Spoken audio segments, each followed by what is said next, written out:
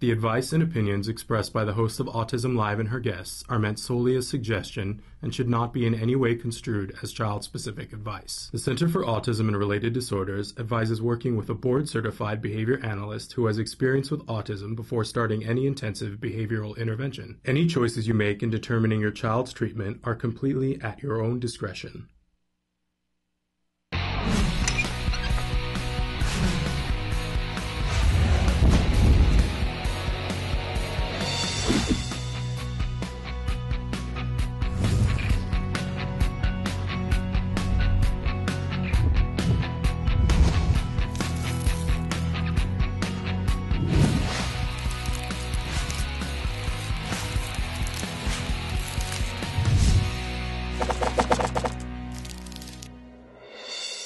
Good morning and welcome to Autism Live. I'm Shannon Penrod and we are webcasting to you live from the Center for Autism and Related Disorders headquarters in Tarzana, California. Good morning. It's Wednesday. We are so thrilled to be here with you this morning. We're going to be live for the next 2 hours talking about autism from a 360-degree perspective. On Wednesdays, I always say it's the most exciting day of the week because in just a few minutes we're going to be joined by Dr. Doreen Granpeesheh, a true visionary in the field of autism, an expert who has been in this field for more than 20 years, significantly more than 20 years, but we're not going to give that away. So we're going to have Ask Dr. Doreen in just a few minutes, but I have to do one quick shout out before we do anything else. I want to say hello and welcome to Mrs. Maynard's 4th grade class. As you know, if you've been watching the show, I've been directing a play with a group of 4th graders, and tonight they're having their performance, and I just want to say to all of you how proud I am of you. You're all going to do such a wonderful job tonight, and you will break legs. And I thank you for joining us here today. Now, you need to go back to your schoolwork. We're going to continue on. For those of you who want to interact with Autism Live, you know that this entire show is meant to be interactive. We take your questions, your thoughts, your concerns. Today is a great day to ask questions because, as I said, we have Dr. Doreen Granpeesheh with us, and a little later, even in this hour, we're going to have Julie Matthews from Nourishing Hope. This is a great opportunity. Emily's cycling through some of the different ways that you can get a hold of us here, but I do want to remind you that the only way you can watch us live is at www.autism-live.com. When you go there, there is a box. You put your cursor there, type whatever you'd like, hit enter, and it magically shows up here on my screen. You don't have to log in. There is no credit card taken. We don't have your personal information. And if you put personal information, I have a way of removing that before we post it for the rest of the audience to see. So please participate. Without further ado, it is time for Ask Dr. Doreen. Dr. Doreen Granpeesheh is the Dr. Doreen is an expert in autism. Doreen Granpeesheh. Dr. Granpeesheh. Dr. Doreen Granpeesheh. Dr. Doreen Granpeesheh is a visionary in the field of autism, and now you get to ask her questions on Ask Dr. Doreen. Welcome to Ask Dr. Doreen. This is the time of the week when we welcome Dr. Doreen Granpeesheh to our studio. Good morning. Thank you for being here. It's always a pleasure.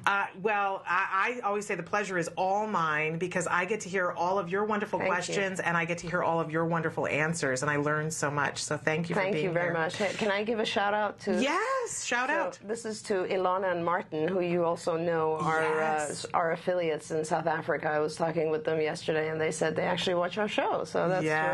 Yeah. Oh, they've been such a wonderful, wonderful addition to our family of autism parents. Great people in South Africa. Wonderful people, and you know that they have this very successful program there, Star Academy, and they, I think they have 4 sites now, and they're helping a lot of kids in South Africa. So I wish them all the best. Yes, absolutely. I'm hoping that my family can get to South Africa sometime to get to meet everybody there. Absolutely. It just looks like one of the most beautiful places on the face of the earth. Yeah. Hoping to go. I want to say something really quick as we start to take people's questions. We want to remind everybody that Dr. Granpeesheh will be giving information, but we never want to make it seem that we're giving child-specific advice ever on this show. And most specifically, when we're here with you, you're such a professional, and you have such care for all of our children.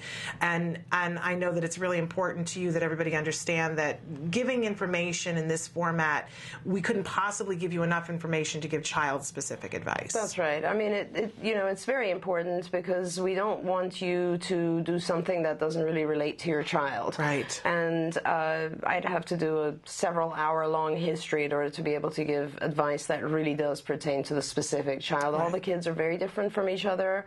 But I think in general, when we speak in generality, some of the pointers might be helpful to some of our audience. Absolutely. Absolutely. I love hearing all the information that you give.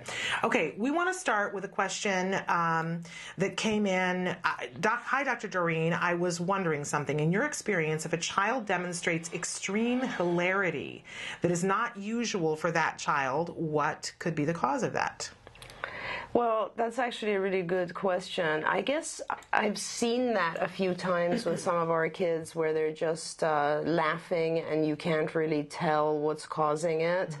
And not that it's absolutely the cause, but often when these situations happen and I continue to ask stories of the parents about the diet of the child, it tends to have some relationship to a yeast die-off type reaction. And when you have, if your child is a child who has some fungal issues or yeast issues, and you are perhaps treating the child or have the child on either antifungal medications or on a diet so that the child's yeast levels would be going down, then you might see something like that during that time frame, because it's, yeast die-off experience is kind of like being intoxicated with alcohol. It's similar.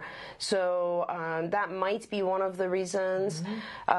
In some cases, some of the kids think something and they're not verbal enough or able to differentiate that what they're thinking you can't tell.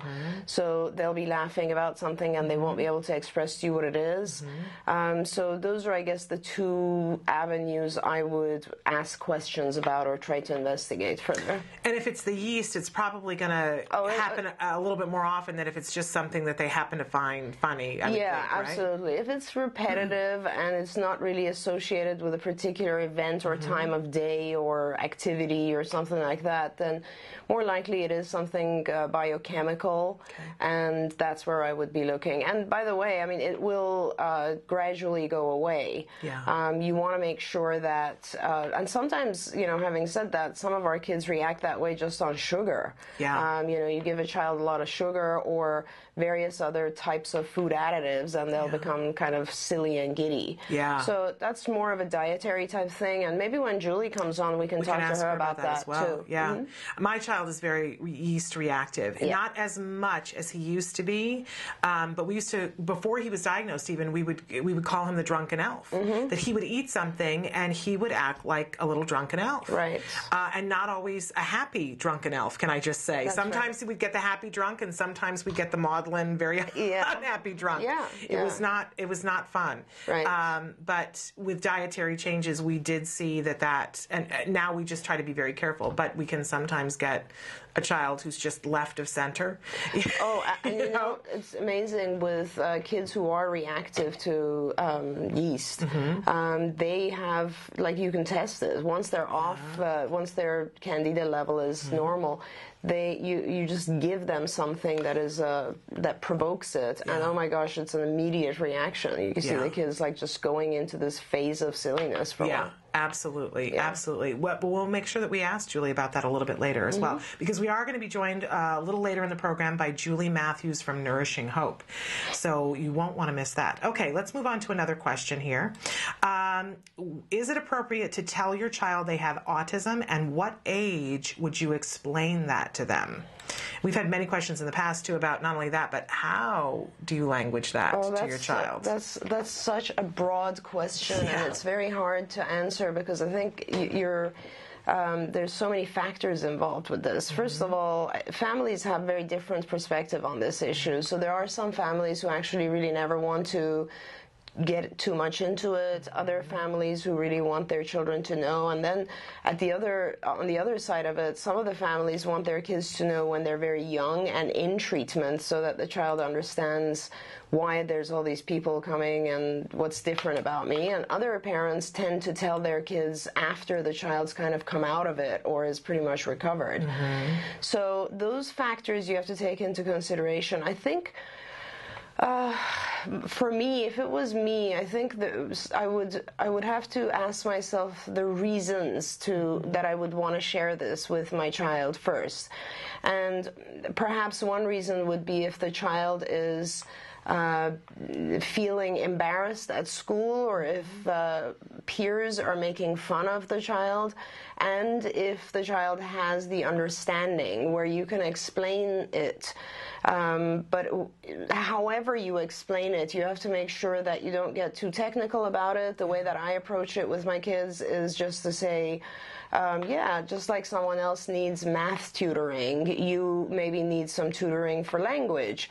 And, this is just some ways to teach you how to get friends and socialize, and it's not a big deal, and you can overcome it. And I downplay it a lot because I don't want my kids to feel in any way different, stigmatized, or that sort of thing, but I want them to be able to understand why they have difficulty in certain areas. So that's kind of the difference. Like if a child is feeling confused or upset, like why can't I do the things that these other kids can do, then it might be appropriate to talk to the child about the fact that, hey, you've really learned, everybody has some area that they need to work on. We're working on this with you. It'll get a lot better.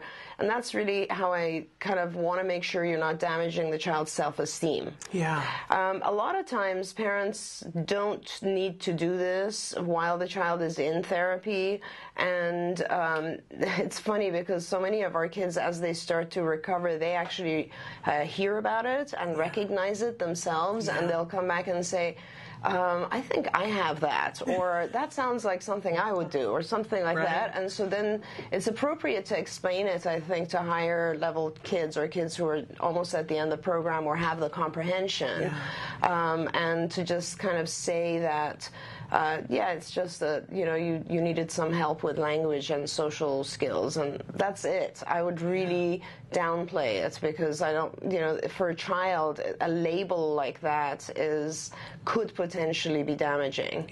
And, anyway, who cares about the label? It's changing again in May. Yes. So.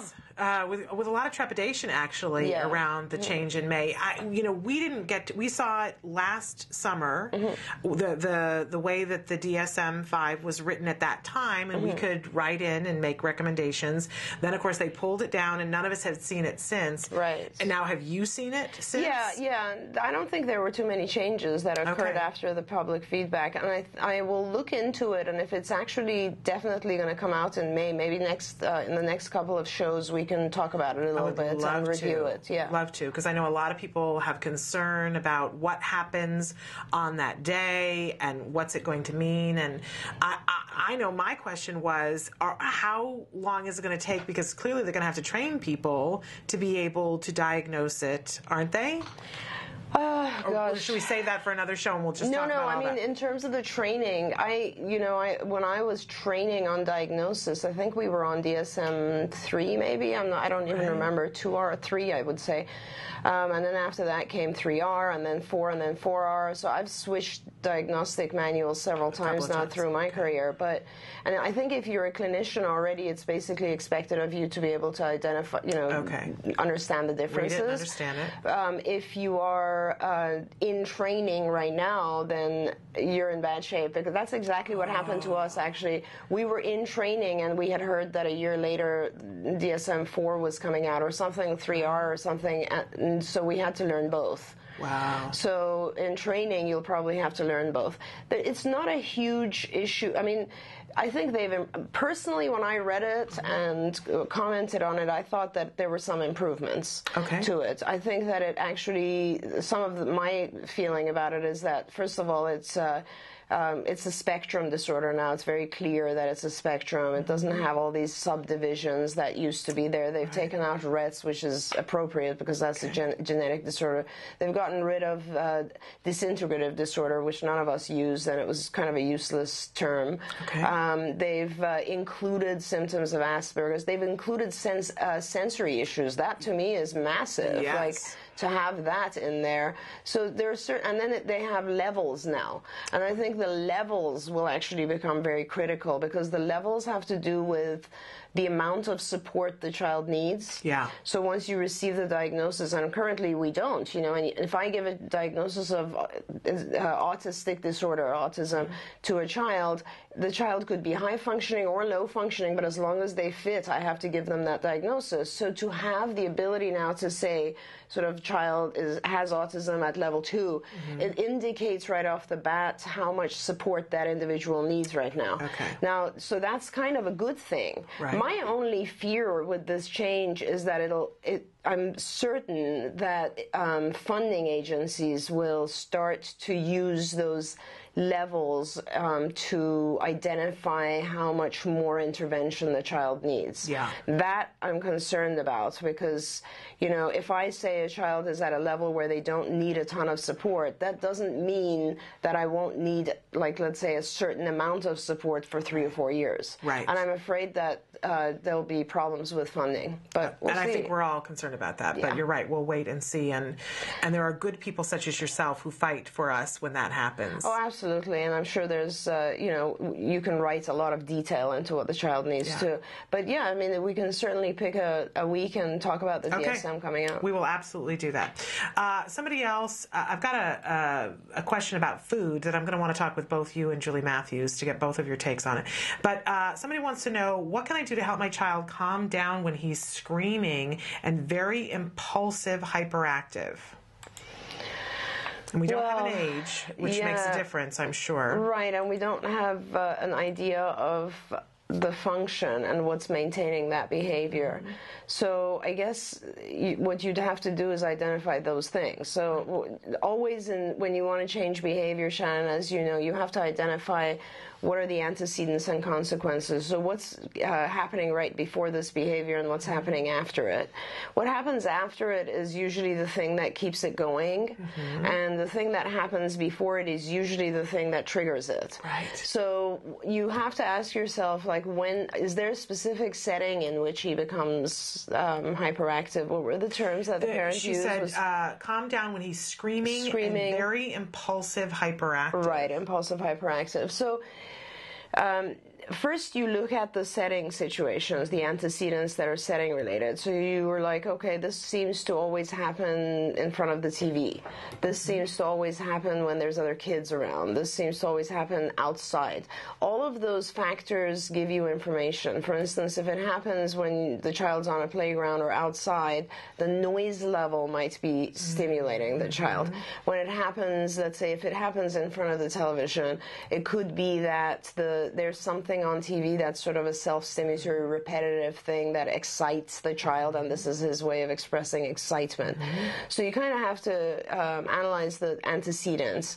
If you find that there is no antecedent, then we go back to the original question that someone else asked, and then you're looking at biochemistry causing this, and you're not identifying a specific setting factor or time of day factor that relates to this. Then you're possibly looking at things like sugar intake, red dye, a lot of people tell me causes hyperactivity. Again, things that might be causing an increase in yeast or fungal issues. So those are all things, sleep actually has a big impact on hyperactivity. If a child is not sleeping enough, they tend to become over hyperactive for a few days. Those are all the factors that I would be looking at. On the consequence side, the only thing you want to make sure is that, and I'm just making the assumption, if the child is very hyperactive and sort of not able to pay attention to anything, you just want to make sure you're not rewarding that. That's all you can do, really, because that kind of hyperactive behavior where the child isn't able to inhibit themselves is really, there's not much you can do with the consequences of that, because usually the child isn't doing that in order to gain something. They're doing it for self-stimulatory type purposes. Yeah. So, just not enough information, but I guess that's what you would want to look into. And let me ask you, just as a follow-up, because I was talking to a parent the other day, and I was talking about the importance of keeping a behavioral log. And I was showing him how to do the three columns, and doing the A, B, and the C, the A for the antecedent, the B for the behavior, the C for the consequence. And I said, and this is great, because you start to see patterns, but really it's great to hand off to an expert. Absolutely. And what else is really important is if you can add the setting and the time, because often we forget to look at the time of day. That's very important, and the setting. Yeah. Because behaviors change pretty significantly from setting to setting, or even from, morning to night. So, and also, as you're doing this, and when you write antecedent, the A column, which is like just what happened before it, look at other things, like look at food that the child might have consumed within the last 24 hours that might be affecting the behavior. There's so many factors that you have to analyze. And that was the point that I was making, because the example from our experience that really gets me every time, my son was having tantrums in one particular grocery store every time we would go in the same area of the grocery store. And I kept the little behavior log, and I wrote everything down and talked about what was happening before and so on and so forth. And after I handed that in, they said, we're going to go out to the store to see. And I could have done a behavior log the rest of my life. I could have thought it through the rest of my life. I would never have been able to identify what they identified. The floor changed right where he was having the tantrum. It went from a very slick surface to a tiled surface that had a texture pattern to it. Or a texture. As a parent, I would never have caught that. Right. And what they did was they and I didn't realize that we were having that behavior in other places where there was a floor change, where there was a tiled grid floor. And that for whatever reason, visually, he wasn't handling that. And so they systematically desensitized him to that. And it was amazing, the difference. And every time I'm in that grocery store at that point, I'm reminded and humbled by the fact that I would never have figured that out. Right. My child would still be having tantrums there. Well, it's interesting because we forget. I mean, we talk about this all the time, but we tend to forget that our kids have dysregulation in their senses. So the way they perceive the world is pretty different. Yeah. And what you're trying to do, and we do this through our programs in ABA, is you're trying to desensitize them to the abnormal reactions that they have. Basically, you have to imagine that for a child that has visual perceptual issues, what they're seeing perhaps is too confusing. Let's say for us, it looks like you're walking on snakes. Yeah. I don't know. It's something that provokes either anxiety or fear or some sort of chaos. Yeah. And they can't really, feel stable where they're walking. Or it could just be distractive. Like for a lot of kids, auditory stimuli tend to make them very hyper because, I've said this many times, some of my kids will say that background noises are so much louder for them. Yes. And so being able to tune that out is extremely hard for our kids, and so sometimes sound makes them very hyper. So we have to remember that they have sensory issues. Yes, absolutely. But and also my point is, though, that sometimes it's just so essential to work with an expert. You get things done so much quicker. Absolutely. It's a lot harder, especially, even like I would have a hard time with my own kids if I wanted to. As a parent, it's just harder. You see things differently. We always like to joke that we have eyes in the back of our heads, but we don't. Right. Absolutely. It's a lie. Right. Okay, an interesting question. Is Asperger's something you are born with? That's a wonderful question, and I guess I could ask, is autism something you are born with? I believe that you're born with the genetic predisposition to the spectrum. So I would say, to answer your question, I guess yes. That's fair enough to say yes. Because especially with Asperger's, Asperger's kids are just so unbelievably off the chart intelligent in one way or another. They always have some unbelievably strong area, like, whatever it may be. I mean, I have children who are just unbelievable with music, or just incredible with art, or or math, or they have just some area of their brain is so super developed.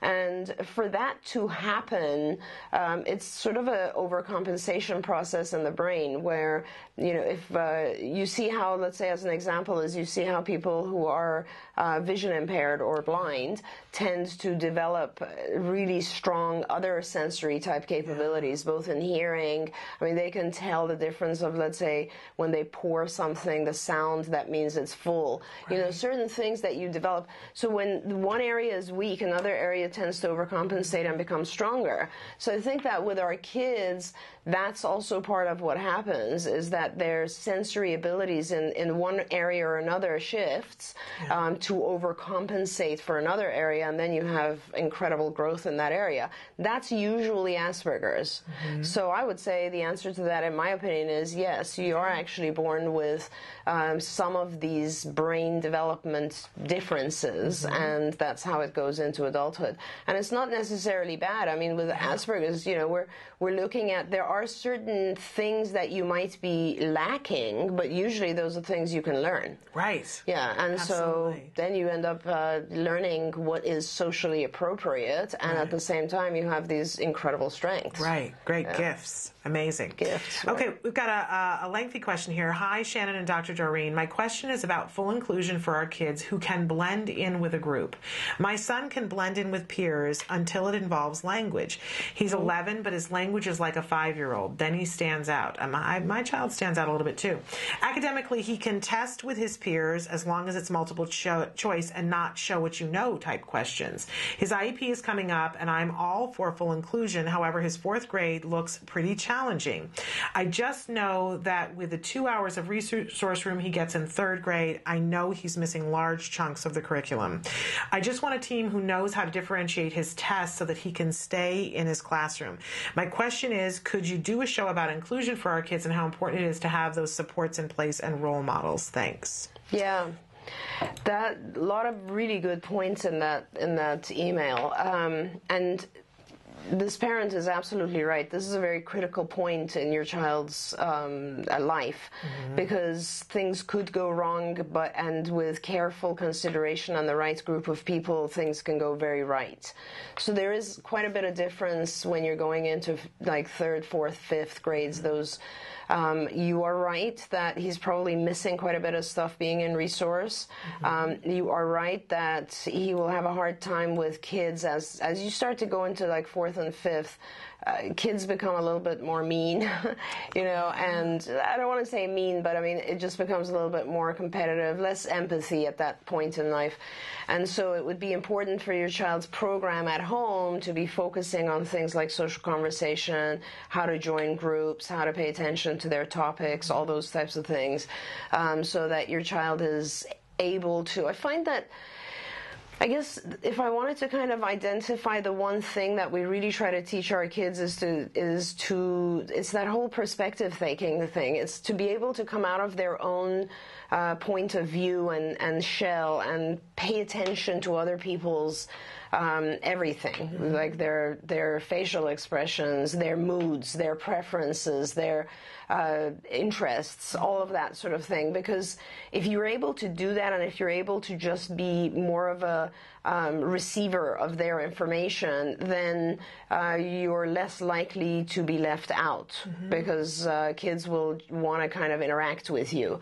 I think what happens with our kids is that they want to talk about something that they're interested in, or they want to focus on something that they're interested in, and it becomes somewhat egocentric. And when you're with adults, the adult will always try to interact with the child, but another child won't. Right. The peers will just tend to walk away or recognize the differences.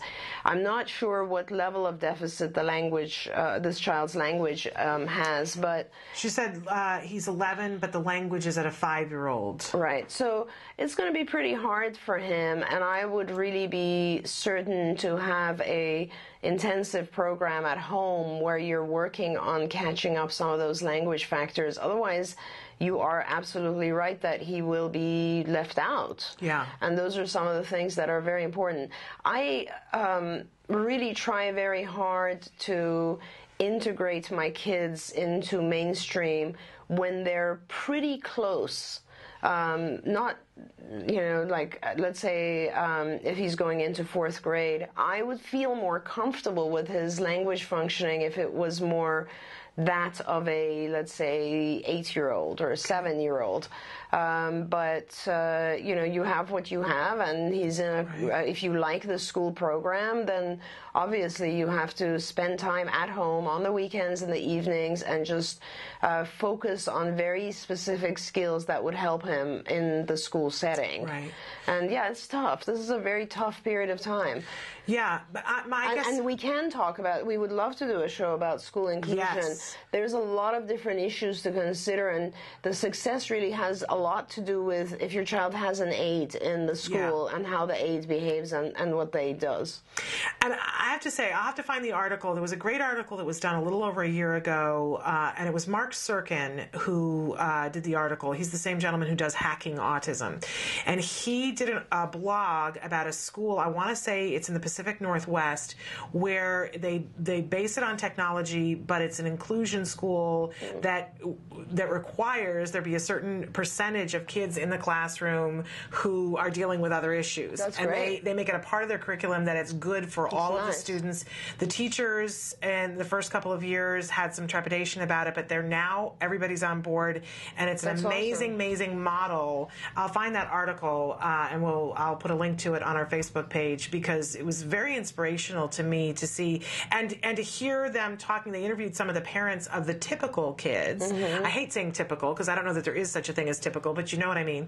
And the parents were saying how beneficial it was for their kids to be in that classroom with children of all capabilities. Yeah. That they were learning to be in the world. Absolutely. And to have a better understanding and more empathy. And I find that's very, very true. Yeah. But there's a lot that goes into good integration procedures. I'm not even sure. I'm thinking about how we would present that in a show, and perhaps either we can spend a whole hour talking about it, or some other things we could do is I can make sure that some of our presentations are on our website. I'm wondering if IBT has some stuff. I think IBT probably already has something about school inclusion, quite honestly. I think they do too. We'll take a look at it during a break and see, but I think that they have something. And that's ibehavioraltraining.com. Right, and they might have a video module on integration. But there are a lot of procedures that we do. Everything from the location where the child's therapist or aide stands in relation to the child, that changes over time. Whether or not the child knows their aide changes over time. The level of participation there's so many things that you can do to help your child, but not necessarily stigmatize him. Absolutely. And since we brought up IBT, we had an email question come in about those trainings. Somebody wrote in and said, I went on the IBT training site, but I'm not sure where to begin. Does it matter what training I do first? I have an 11-year-old daughter who is nonverbal. Well, if you're a parent, you need to go to the parent section, first of all. And I would, the concept is, I personally think you should probably go through all of it, because it's very, very basic stuff we've put in there. And I think it's really important for you to start from the beginning, because you need to learn the basic techniques, because the basic techniques for us become our language. It's not like you're not really learning a technique that you only use in therapy, right? I mean, you know this. It changes. You can use it every day, in every interaction. Exactly. It's your whole modality of communicating with your child. It becomes like, how do I prompt my child? How do I reward him? What types of questions should I ask? How do I prompt my husband? Right? I mean, it becomes something that it becomes part of your tool belt. Absolutely. To use in every interaction. Absolutely right. This morning I had a driver who was in front of me and I did not use my tool belt. And I came in and I said to Emily, I'm not doing what I talk about here on the show. So funny. Right? That's very funny. No, it's true. I mean, you want it to become part of you, part of your language. Yes. And then it becomes really easy because you're doing it all the time. And so I would suggest you do go through the basic ones. I think there's one already on nonverbal communication or augmentative devices or PECs. Yes.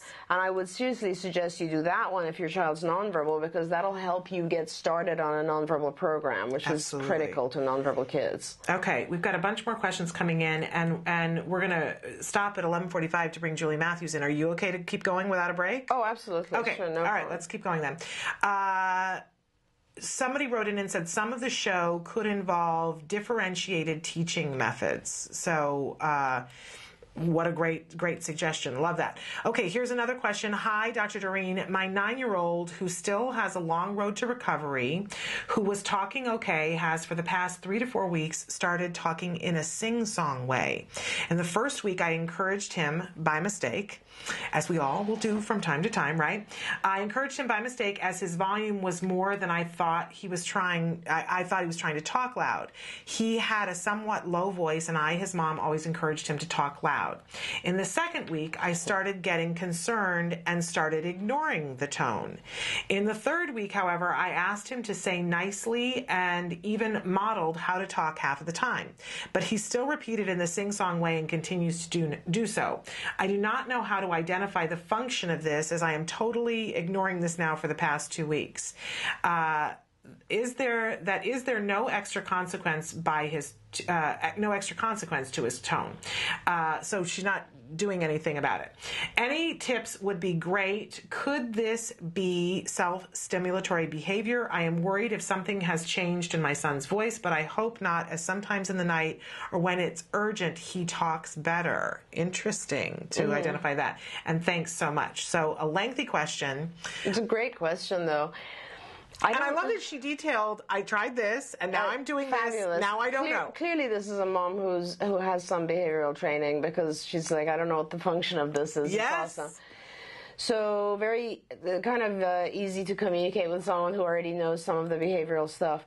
I would say I don't consider it a self-stimulatory behavior necessarily, because it's pretty much happening all the time now. I would say your child probably either saw it, let's say on a TV show, or is really trying to imitate what he thinks is appropriate sounds. Okay. So you have to think about the fact that if we have our kids, and this is perhaps to him, this is speaking louder, and speak nicely won't mean anything to him. Mm-hmm. So the way I would initially approach it, I wouldn't necessarily think that it's self-stimulatory right off the bat. If the rest of this stuff doesn't work, then you might think that it is self-stimulatory, but you can stop it simply. I mean, it sounds like your child is really at the point where they understand consequences. So I would imagine that he's simply trying to imitate intonation, and because of the way that he hears it, he's not getting it right. And that's all I would really assume that it is.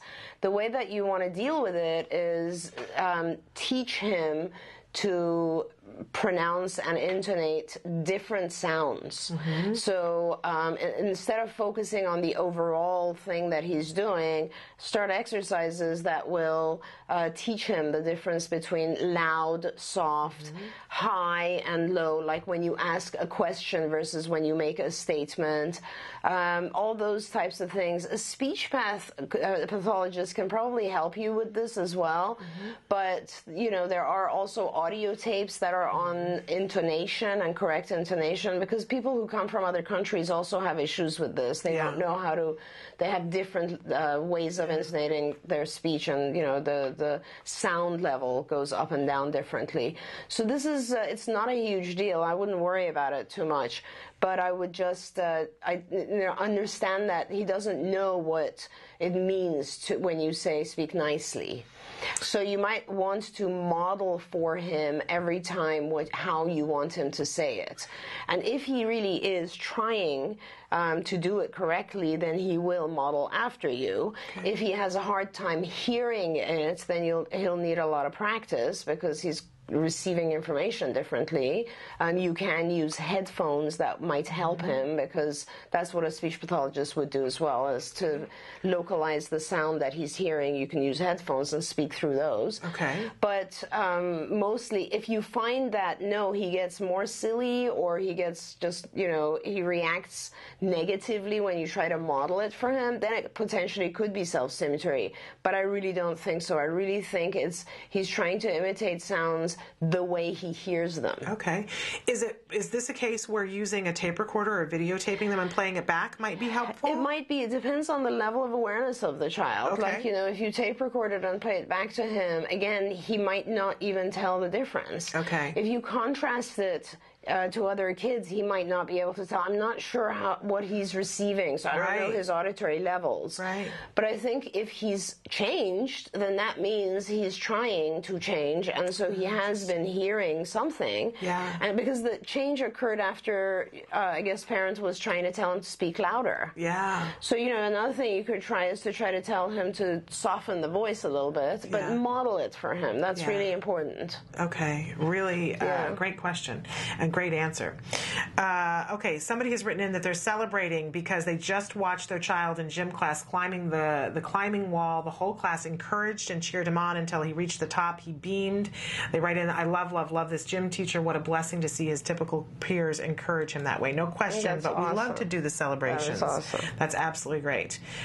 Somebody wants to know what has been done with biomarkers for this illness, and I'm not sure whether they're talking about defining autism as an illness or one of the other things that we talked about. Yeah, I mean, there have been some biomarkers that have been recognized, but they're always biomarkers that will only identify a very, very small segment of the autism spectrum population. So, in other words, there might be specific biochemical tests, blood tests, or even genetic tests, but they're always identifying a small, tiny segment of the population, so they're not that meaningful yet. So over time, we're hoping that there will be enough biomarkers that will identify the subphenotype of autism. There are a lot of people who are working on this. There's a lot of research being done on the development of biomarkers. I'm not sure that it's all that meaningful just yet. I think some of the basic blood tests that occur right now, they're not meaningful in terms of a biomarker for autism, but they are meaningful in terms of medical treatments that could benefit the child right now. Okay, great answer. Yeah. We had a follow-up to the question about the singing that the mom or dad, the parent wrote in and said he watches very, very less TV but loves music and always asks for song. It's his strongest reinforcer, reserved for great accomplishments. Was that the child who was speaking in the sing-song voice? I assume. Oh, that's the same child who was speaking in the sing-song? Okay, so he's trying to sing. He's confused between speaking and singing, perhaps. Okay. And so you need to just make that black and white difference for him. He's a Broadway kid in the making. That's right. This is singing, this is speaking, and this is how we do this one, and this is how we do that one. And if he's enjoying singing, then make sure that you give him the opportunity to speak that way in a sing-song as a reinforcer, and actually turn it more into song so that the difference between speaking and singing becomes more clear to him. Okay, great. Somebody else wants to know, are more special needs schools opening in states that don't offer insurance coverage? Are you looking for other ideas that can be suggested? Do we have a blog? We do have a blog that is just starting this week, but you can always talk to us on our Facebook page or all those different ways that we like to show you here. But to answer the question about more special needs schools opening in states that don't offer insurance coverage, I think it's more the exact opposite, isn't it? That schools are opening where the insurance coverage comes. It's like one comes, you get the insurance coverage, and then more services show up. Right. Which is one of the reasons why you should fight for the insurance reform in your state. Absolutely. I mean, it's very difficult, and I would say we have a We have an ongoing list of parents writing into us and asking for us to open sites in various locations, and we will tend to look at the locations where A, there's a lot of parents, but B, there is funding, because coming to that location and setting up becomes really hard for families if there isn't funding. Yeah. So in the meantime, we do have the remote services service at CARD, which is essentially we send supervisors to hire and train, or just to train for you. Like, if there isn't any funding, the way that we help parents is we'll send a supervisor to you, all you're paying us for is the supervisor training people that you hire, because that's going to be cheaper than if we hire them. And we will train them. We'll train them just the way we train our own people, and we will oversee them, supervise them, but they remain your employees so that you can pay them much, much less. Yeah. And as I've said many times to parents, they don't need to be college students. They can be high school students. They just need to be people who are reliable and interested in helping kids. Right. And then we will train them and get the program going. And then the supervisor comes back and forth to you regularly and does, in between their monthly or bi-monthly visits, they'll also do a lot of Skype supervision and that sort of thing. So it's very doable. You will, as you said, Shannon, it's probably less likely that schools or centers would be opening in those states right now. But I mean, we're up to, 32 states now. Yeah. And every time I look up other states, it is, a lot of the other states are also looking at this right now. Absolutely. So the map keeps changing. It keeps getting better. We're moving in the right direction. Yeah. I think we have to pause and take a break, because we're going to bring in Julie Matthews from Nourishing Hope to come in, and a rare opportunity to have a true expert in the field of ABA and a true expert in the field of nutrition sitting down together. That'd be wonderful. So we're very excited about that. So stick with us. We're going to take a short break, and we'll be back more with Ask Dr. Doreen, but adding in Julie Matthews. Stick with us. Currently in the United States, 1 in 88 children is affected by autism. 1 in 88 means something different when your child is the one. Recovery is possible. Hi, I'm Shannon Penrod, host of Autism Live, an online show about autism broadcast by CARD, the Center for Autism and Related Disorders. I'm also the mother of a child with autism, my beautiful son, Jem. You know our old joke, guess what? Chicken butt. Chicken butt. So we're going to take the chickens. But things weren't always so easy. I remember when Jem was first diagnosed with autism. I used to lay awake at night in bed and pray for someone or something that could help us to get our child back. My prayers were answered by Dr. Doreen Granpeesheh and the Center for Autism and Related Disorders. CARD treats autism and other related disorders using the principles of ABA, Applied Behavior Analysis, which is the only scientifically proven effective treatment for autism. It is also recommended by the American Academy of Pediatrics and the U.S. Surgeon General.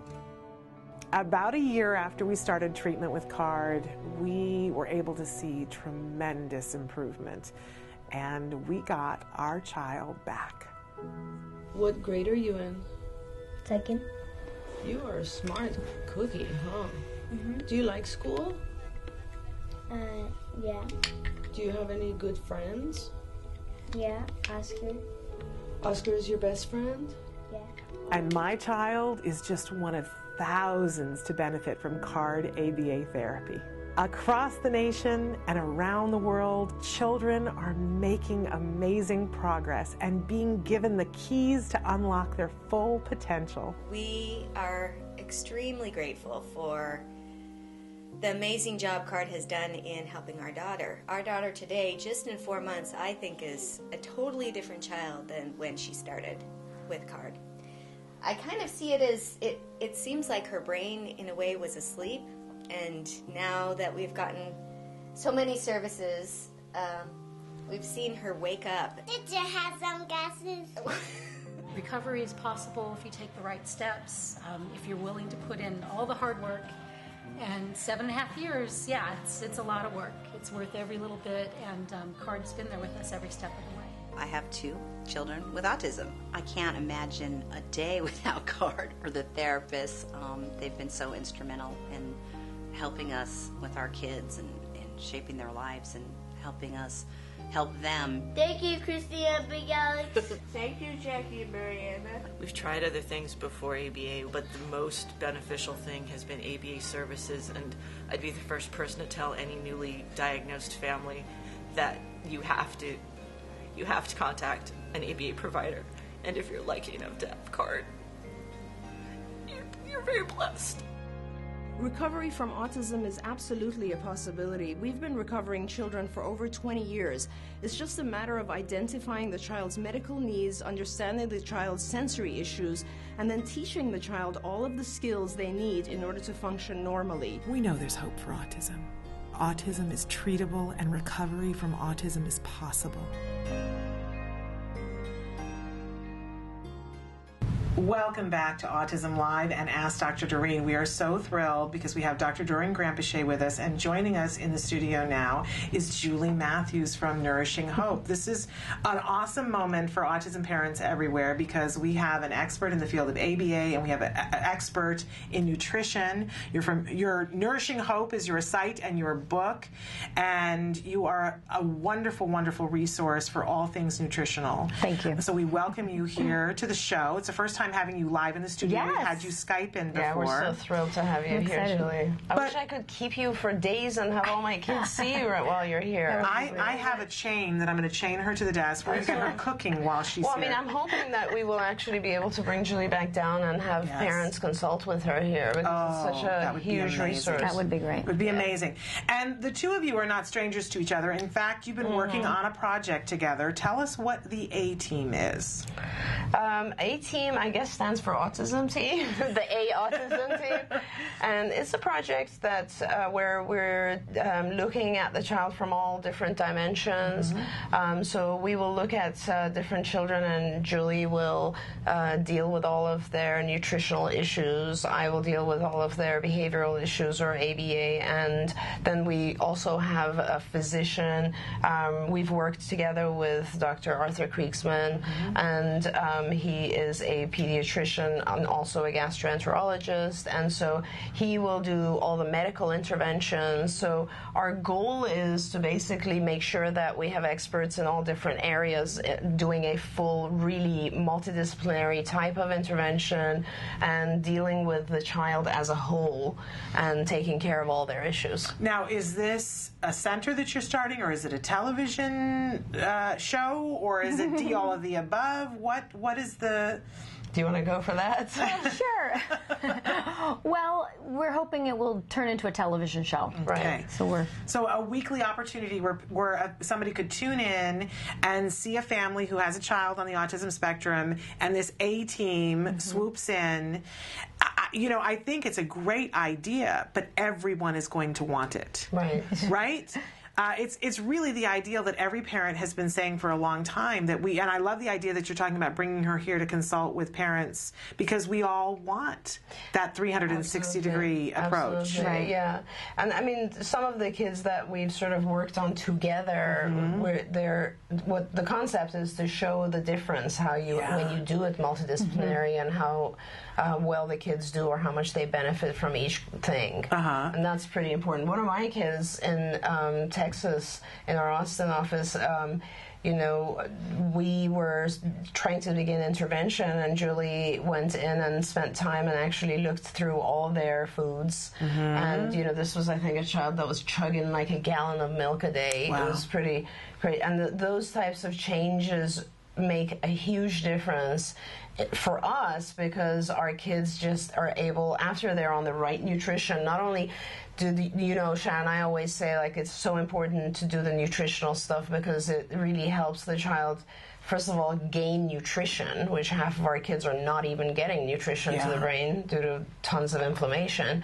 But also, just because at that point the child wakes up, is able to pay attention, is able to learn faster, just so much better in our programs when the medical side of things is stable and the child's nutrition is good. Yeah, absolutely. And since we have the two of you here together, let's talk a little bit about, so as an ABA expert, you see how awesome this can be and how helpful it can be if the proper nutrition is there. What do you see from your end, Julie? Well, We really do see that multidisciplinary approach, and so we're really hoping to really change the face of autism and the possibilities for autism, and that that all of these interventions are important, and as a whole, like Doreen said, there's a big improvement. So I hear all the time parents, when we start a lot of times they'll have ABA on board, and then when we start the nutrition part, they will often not tell the therapists and just see what happens, because sometimes the parents are like, well, maybe I'm imagining it, so I'm just not going to say anything. And a lot of times the therapists say, really amazing, I don't know what you've been doing, but wow. Yes, attention, language, all these different things can be pretty profound. Yeah. And what do you guys say to it? Seems like to me as a parent that for so long there were camps, and there are still people. I will tell you that one of the reasons why we were so thrilled to be at CARD was because we didn't experience that. That if we said, okay, we're going to do the GF-CF diet, and we heard, great. Oh, yeah. Try that out, see if it makes a difference. Right, and we try to encourage our folks, our parents, to do anything that they need to do medically and nutritionally. We ask a lot of questions about that. Talking about camps, I have to tell you honestly, I am on the very outside fringe of the field of ABA simply because I believe in the medical and the nutritional. I mean, there have been groups of other ABA providers who've complained about my association with physicians to our board and have said, she's crazy. So I think that there is still some of that going on, and a lot of people feel that autism is about their expertise. Yeah. And it just isn't. Autism has a lot of different stuff going on. One of the reasons I'm it's extremely important for me that we have the nutritional and medical involvement, also the sensory, is because, I've seen too long, all through my career, all the way back to the 80s, I would say, I've seen so many kids that are so medically ill, just physically ill, and that sort of stuff is just overshadowed when they have a diagnosis of autism. And the parents will come and say, oh yeah, I mean, he's learning, but he's so tired, he never sleeps at night. And I'm like, we got to fix the sleep. Let's talk about that. And sleep interacts with just digestion and nutritional value as well. And you can imagine if you had some digestive disorder, if you were in discomfort, how could you possibly pay attention? If any of us have the stomach flu or something, we're feeling terrible. We're not doing anything. Can you imagine you felt like that every day? How could you possibly pay attention and want to learn? Absolutely. And I'm hoping we can move. The parents are crying out saying, let's not be in camps. Our kids are all individuals, and they need a lot of different things. Let's not be in camps. So I'm thrilled that the two of you are here. Are you still experiencing the camps to some degree, Julie? Well, yes, but I'm just really enthused that a lot of people aren't. There is no reason for that. There's no reason to say this way works and that way doesn't. I mean, there's truth in everything. Every way works differently or a different amount for different people. So let's employ all of them in the amounts that each person needs. And why argue and fight? It's not helping anybody. Exactly. We had somebody email in a question, and I saved it to talk about it with both of you so that we can see how both of you can add to this question, and then maybe we'll have time to talk about the yeast question we had as well. Hi, Mrs. Shannon. My son does not sit still to eat. He likes to wander around and play or do something. He does not focus on eating. Isn't that very common for autistic children? If given something for him to hold and play at the table, he does so and then does not run around. When he's focused on playing, not the food, he sat at the table.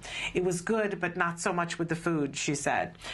Is there anything I can do? Every meal is a battle time. I take care of 2 kids by myself. And I know in your, you have a wonderful flyer that we're going to feature again today on the Facebook with your permission, where you talk about when food is an issue and when you have picky eaters and difficult eaters. And I know you talk about it from a behavioral standpoint. So let's hear from both of you. What kinds of things would you suggest for this parent? Well, I mean, I would actually, working together with Julie on this, I would take care of the behavioral techniques that we would need to implement in order to help the child stay seated. So That's very easy. I mean, you already have a technique in place where if the child's holding something, they might actually stay seated. But I would then defer to Julie and ask, I'm sure she would want to do a whole evaluation of what it is he's eating and how to broaden the diet. And I'd want to make sure if I'm behaviorally teaching this child to sit down and eat, that they're eating the right stuff. Right. Exactly. Right. Exactly. So for me, I would be looking at, well, are there any foods that could be creating hyperactivity or some inability to sit down? There you go. And then, what foods are they eating? What does their diet look like? Are there any of those components that either can make it healthier for them or, could play a role in this? And then, just like Doreen said, then when we are going to work on the skills to get them to sit down and eat, we might as well choose really good, healthy foods and not foods that are going to be contributing more to the problem. Absolutely. And we had a question earlier about yeast and about children getting the teehees and getting to the point where they're hilarity. And we talked a little bit about that it could be yeast, and we said, let's talk to Julie about this as well.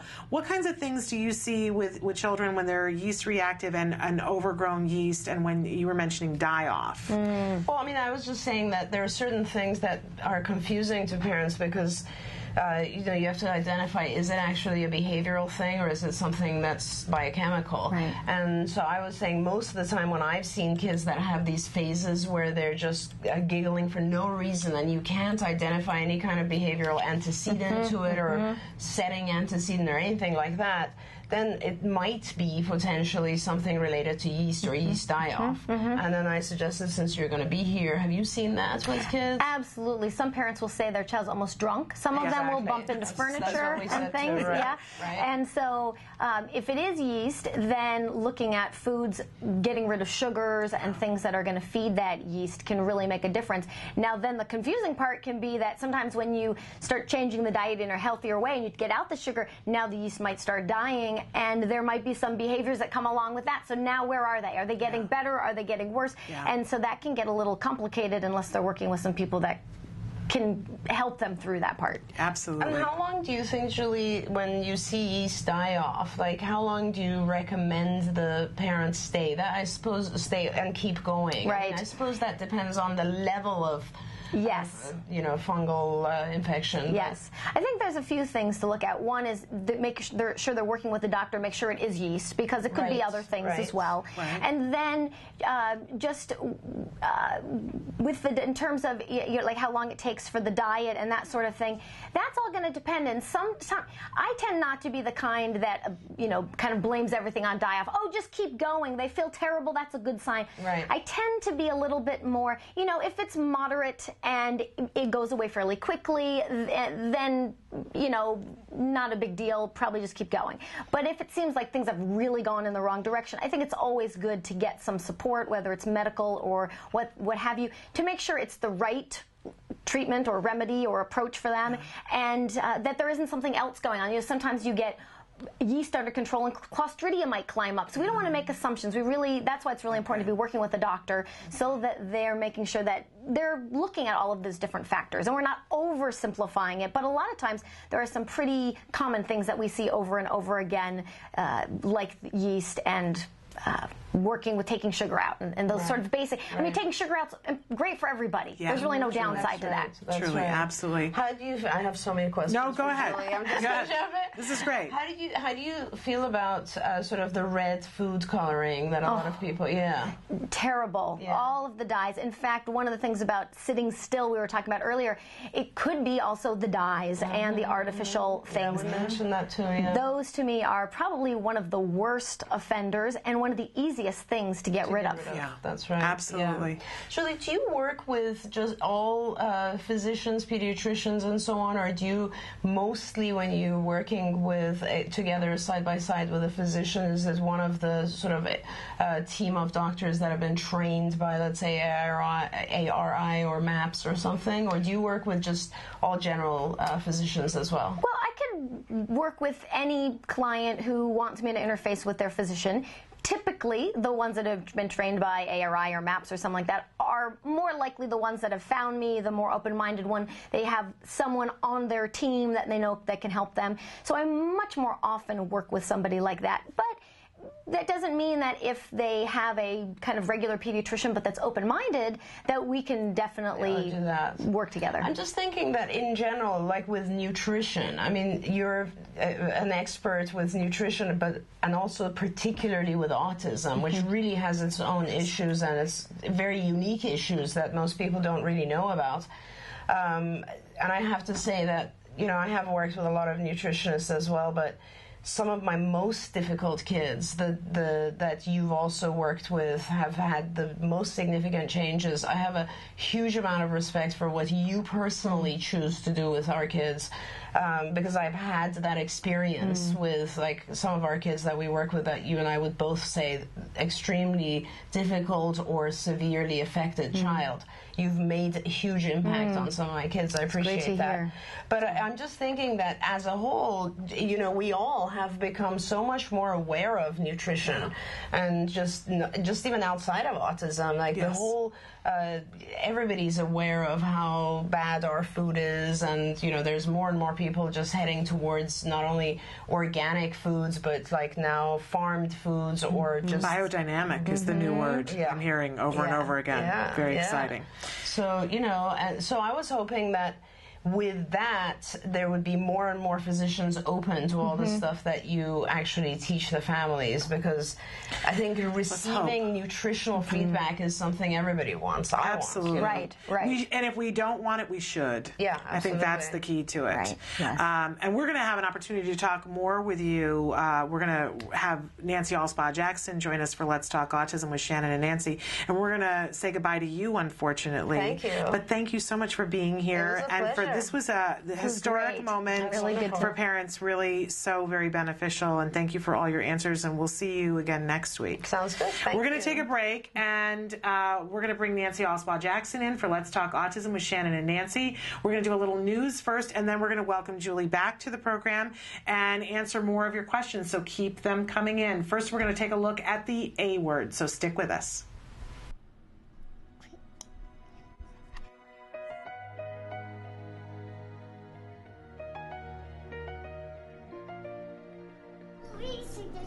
Put your shirt on. Oh, really? Whoa, whoa. Oh, really? Oh, really? Oh, really? Oh. So I got an email from Miriam saying... Jessica received an email from the other therapist that Jack Riley has been attempting to bite them. So she's checking in with Mike and Cheryl to see what's going on. Has he tried to bite you guys? He bit me. He got her on Tuesday morning. He bit me good. Was it just out of... Oh, it was aggression. Was there a consequence? I snapped at him and he cried. Kind of unexpected too. Yeah. And he doesn't bite out of aggression. Yeah. He never did that before. It's this sort of this week. New. Yeah, the girls have been telling me like just about every session he's. Yeah, Miriam, he tried to bite her hand because he didn't want to walk. Yeah, and so we took him out again yesterday. And it didn't start out well, but I think it ended up okay. Which his reward was if he would walk to the count of 20, he could jump with mommy and daddy. We would have him jump, and that seemed to be enough of a reward for him to try to keep going without going limp or trying to fight. 5 jumps and then take 20 steps. So would it be okay if we went for a walk about like 9:30? Sure. No. Okay, 9:45. I'm just kidding. Hey, what's your name? Riley. And how old are you? 2. When's your birthday? Oh, cool. That's soon. Are you worried about the biting? A little bit. Because I know a lot of our kids do it to get a reaction or to do it just, out of protest that they don't want to do something. I just don't want it to become an issue and become a behavior where he'll generalize it to everybody else, like his family, therapists. So far, it doesn't sound like it's been happening a lot. I just wanted to do it today just to see what the antecedent is and why he's doing it. Is it because he wants an extra minute of play, or he doesn't want to, transition from outside inside yet? Just to see what's actually going on. No, Stop. Stay with mommy, though. Nope. Hold my hand. Stay with mommy first. Open. No, settle, dude. You want to go to count to 20? Should we count to 20? And then you get Little Mermaid, or do you want to play? Okay, count to 20. 1, 2, 3, 4, 5, 6, 7, 8, 9, 10, 11, 12, 13, 14, 15, 16, 17, 18, 19, 19, 20! Yay! Come here, we'll walk. Yay! Let's walk. Stand up. Oops. Okay, ready? 1, 2, 3. What do you want? No. Hello, Tantrum. Stand up. What do you want? Tell me. I want. Okay, then let's walk for 20 steps, and then you can get Mermaid. Have her. Okay, let's go. Usually I just let him go free because he's been in therapy all day. Right. So that's part of he expects to be able to just run. I would suggest just to get his compliance under control first. You give him an instruction, he complies, you give him his little freedom. Because I know he wants to run around. Give him words to use, like, give me 1 more minute, or, I want more grass. Yeah. Jack. What's on you? Come here. Come here. Oh, okay. Yay! There you go. Good job, buddy. Now what do you want? You want pancakes? Mermaid. Mermaid. Mermaid. Yes, mermaid. Hey, Jack, here's the mermaid. She's gonna tickle you. She's gonna kiss you.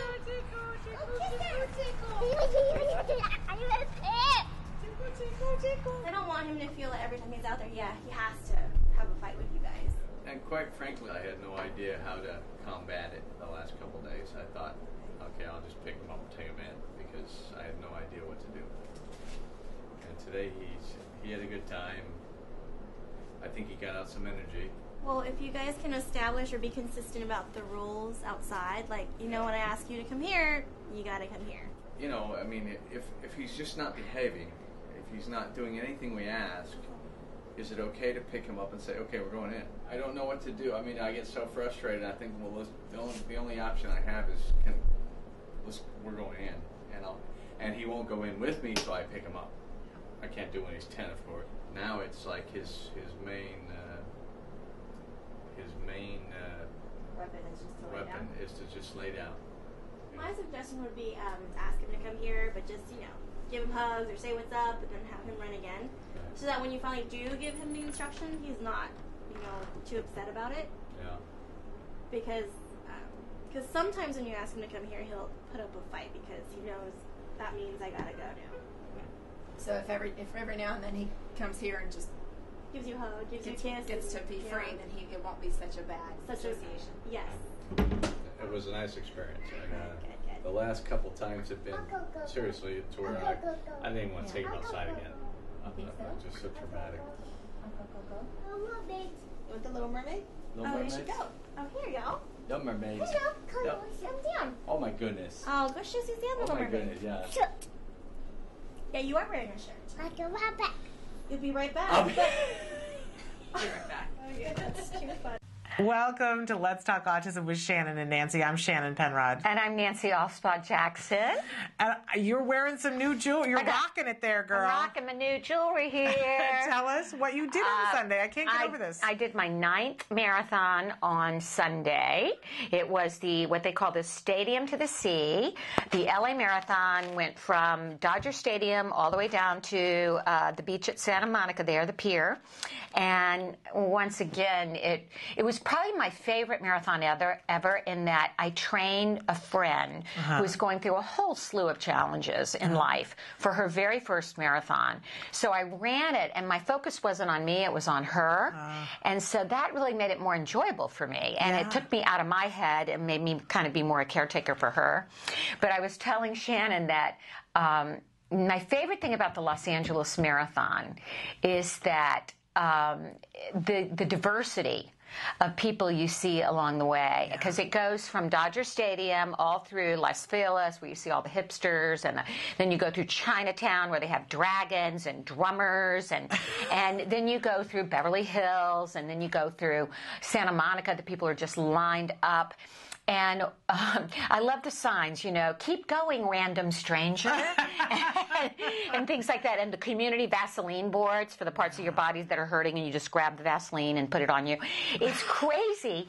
And the other thing that it's so inspiring, because you see so many people that I will say are exceptional rather than disabled. Right. You see so many runners with prosthetic legs. You see so many people pushing people in wheelchairs. There was an ALS, Lou Gehrig's disease team, that was very close to me throughout the marathon. And they were pushing, obviously, a woman with advanced ALS. She had a neck brace and a ventilator and was in a wheelchair. And they were taking turns pushing this wheelchair the entire length of the marathon. Wow. And when you see things like that, there is no greater testament to the human spirit, I think, than participating in that on whatever level you do. So it was such a thrill for me. So I thought I'd bring it in today and show it off. It's beautiful, and I'm so proud of you. And she came in and she's wearing this and said, yeah, I ran a marathon on Sunday. And I said, a marathon? Like, are we really talking 26 miles? And you're here today and you're walking? Yeah, and you know, I've had marathons where I could barely walk for 2 weeks, but I was telling you that, and I know we're talking to Julie Matthews, who I'm a huge fan of, and the only thing I did different for this marathon was I had read that glucosamine and MSM can help joints recover. So about 6 months ago, I diligently took my supplements every morning and every night, 2 in the morning, 2 at night. My knees did not swell. It's amazing. At all. So whatever the reports say about the usefulness of that supplement, I'm here to tell you, worked for me. Worked for you. Oh, I think it's amazing. The idea of running 26 feet today would be like, it'd be all I'd be talking about. So for you to run 26 miles. I probably won't do another one till next year, but maybe I'll run for us somehow next year. And anyway, I saw the train for autism people. Yes, and you're going to be running at the ATMF in a couple of weeks. The ATMF on April 7th, where we're going to be running for military families with children with autism. Right. So excited. A lot of hunky Marines out there, and servicemen and people, and we just have the best time. And the best part is there's a beer and wine garden after the run. There you go. Okay, so we've got a lot to cover today, because we are going to be welcoming back Julie Matthews. Yeah, I can't wait to talk to her. I have a lot of questions about my own son's diet. Absolutely. But we had some in the news stuff. One thing that I was this put a silly grin on my face yesterday. Me too. That the state of Michigan has a new champion for the families with autism, and it is Lieutenant Governor Brian Calley, who happens to have a daughter on the autism spectrum. But the quote that got me was that he said that his overall goal is that eventually Michigan will be the place to be if you're a family that is living with an autism spectrum disorder. In this day and age, to have a lieutenant governor saying, we want to make this state the state that everybody wants to go to for autism, I don't know, that made me want to run into the street with my hair on fire and celebrate. I think it's an amazing statement from a politician. Yeah. It's the first really embracing statement I've heard, and the fact that he has a daughter on the spectrum, clearly he knows the challenges. Yeah. Can we get this lieutenant governor to possibly meet with the president, and can we make this country the place to be for people with autism? Can we somehow get these services and get information to parents that they need to know, and not have to have the wild goose chase that often accompanies the search for a diagnosis, and after you get the diagnosis, what you need to do. Absolutely. And for those of you who have older children and adults that are on the spectrum, he's not leaving you out of this picture either, that there is a plan to create a center, a state center, where adults who are on the spectrum and families who have an adult on the spectrum can go and be connected with resources. Okay, great. So, and a plan to build those resources, because I know a lot of times, you know, people say, oh, they're just talking about the little ones. He's not. He's talking about the full spectrum of autism and the full age spectrum of autism. Well, let's get him on the show. How about we get him on in April? Let's call him after Absolutely. this, after we get off the air. But lovely shout out to Lieutenant Governor Brian Calley. Yeah, way to go. Way to go. Okay, and then in the news, very heavily reported new study that using mice. And these always give me a little bit of trepidation about the mice because I'm not sure when they say the mouse has autism-like symptoms. But this one really interested me because they're seeing that there seems to be cell communication issues with autism, and that there is a drug that they're seeing is having benefits for this cell communication in autism. Yeah, they kind of sum it up by saying autism results from abnormal cell communication. Testing a new theory, researchers have used a newly discovered function of an old drug that apparently has been around forever to restore cell communications in a mouse model of autism, reversing symptoms of the devastating disorder. They do say, of course, correcting abnormalities in a mouse is a long way from a cure for humans, but we are encouraged enough to test this approach in a small clinical trial of children with autism spectrum disorder in the coming year. So, and the drug called anti-purinogenic. Thank goodness we're not going to have to say it, right? Therapy, or APT. Good. There we go. Offers a fresh and exciting new path that could lead to development of a new class of drugs to treat autism. And what's also interesting to me is that the reason why this study happened, that in 2010, this particular study was awarded an Autism Speaks Trailblazer Award. And so that was how this study came to be. We're always wanting to know where are those research dollars going. Well, this is a great example. Okay, good. This was Autism Speaks research, and we're seeing that this may open a whole nother area for autism to be further looked into. So pretty fascinating. And there's yet another. Is this the same? Yep, it's the same one. He won the Trailblazer Award for that. Okay. So pretty fascinating. Looking at cell communication. What will it lead to in the future? We don't know, but it's promising. Okay, very good. So we're going to take a break, and when we come back, we're going to welcome back to the program Julie Matthews. You had Julie on this morning for a while. We thought it was too good of an opportunity while Dr. Doreen was here to have them sit and talk together. But I know you and I, as parents, have lots to talk with Julie about. A lot to ask her about. I've been a big follower and fan of hers and have implemented a lot of her suggestions in my own son Wyatt, who, as everybody knows, age 11 with autism. And I have some interesting observations about various dietary implementations and his improvement after those. Absolutely. And if you guys have questions at home that you want to write in, now's a great time to be writing in. We're going to take a break and come back with Julie Matthews from Nourishing Hope right after these messages. Great.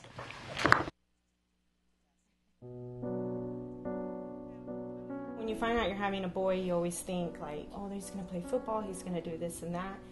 And then when he's diagnosed, all those things get washed away. It's like that piece that's always in the back of your mind, where is he? What is he doing? Is he safe? We really didn't know what we were dealing with. I wish that they could have directed me a little bit more and provided me some information. I was a young mom. I didn't know what it was like to raise a boy, despite a boy with autism. Hundreds of thousands of families are not getting the help they need for their children with autism all around the country. ACT Today is determined to bridge the gap.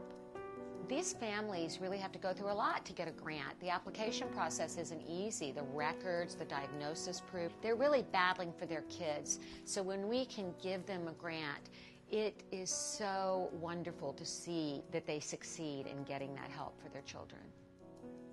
Our founder, Dr. Doreen Granpeesheh, is an amazing woman, and she is one of the world's foremost authority on behavior of children with autism. She's extremely knowledgeable, and she oversees every single grant we give. She is part of that process.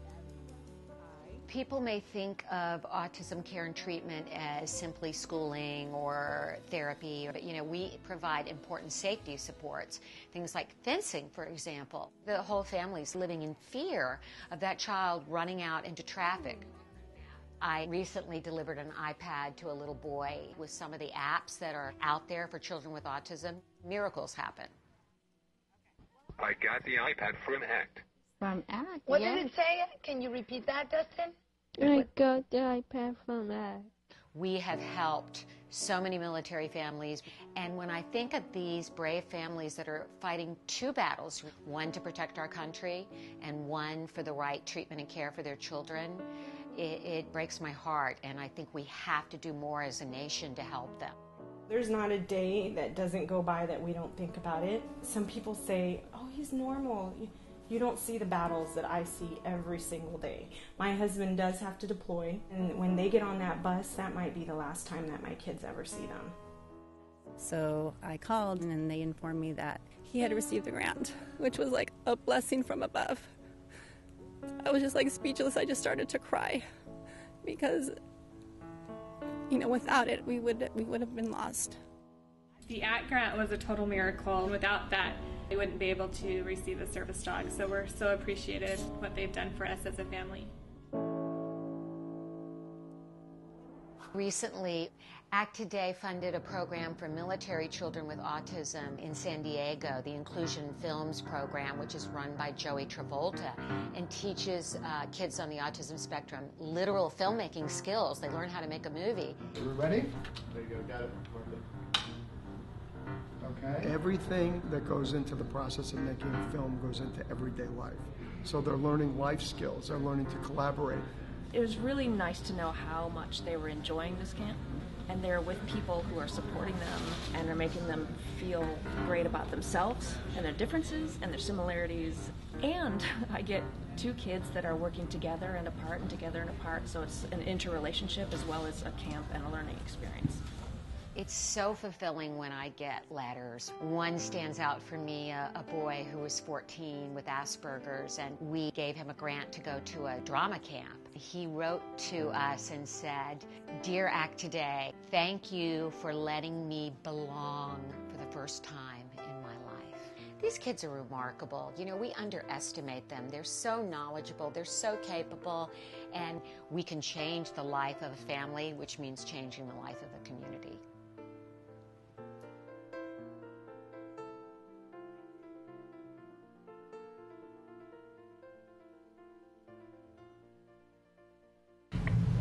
Welcome back to Let's Talk Autism with Shannon and Nancy. Nancy and I want to welcome to the program Julie Matthews. Thank you. You are a certified nutrition consultant and the author of Nourishing Hope, and the best resource that there is for autism nutrition. Thank you. So thrilled to have you. We got to talk with you a little bit before during Ask Dr. Doreen, but as parents, we're thrilled to have an opportunity to talk to you face to face. Great. Lots of questions. Absolutely. I want to start with, for viewers who didn't get an opportunity to see you before, how and why did you become an autism nutritionist? Great question.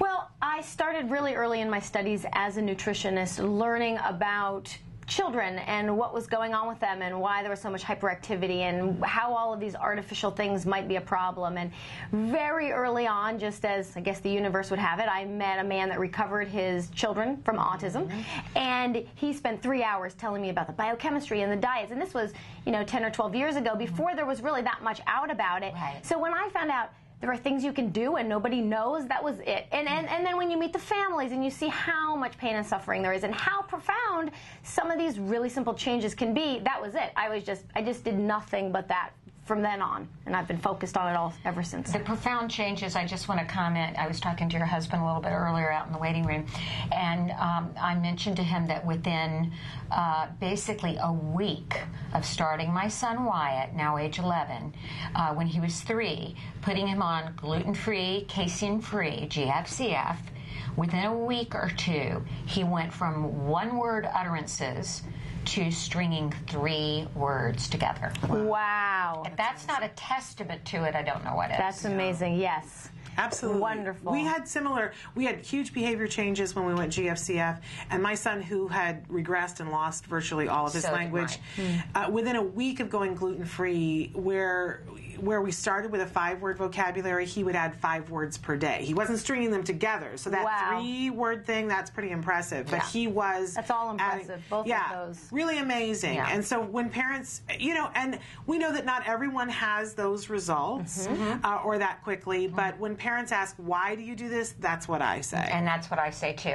It's the very first thing I tell a parent to do, besides get into the best ABA program they can find with the most amount of hours, is to try GFCF. Yes. So anyway, back to you. Okay. I'm sold. So you saw all of the amazing changes. You were hearing about these changes. You decided to devote yourself to children with autism and nutrition. Yes. And how did you go about studying that, and what did you start to find out?